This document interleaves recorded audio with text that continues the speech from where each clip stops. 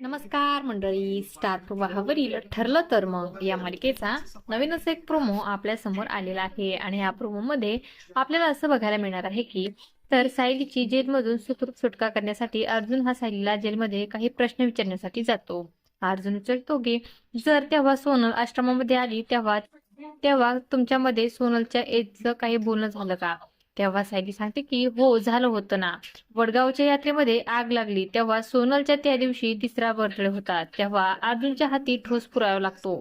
तेव्हा तो त्या दिवशी किती तारीख होती ते शोधून काढतो.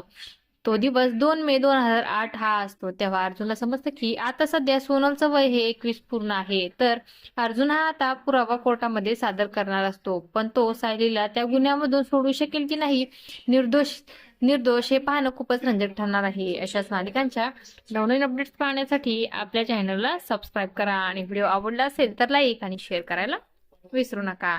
धन्यवाद.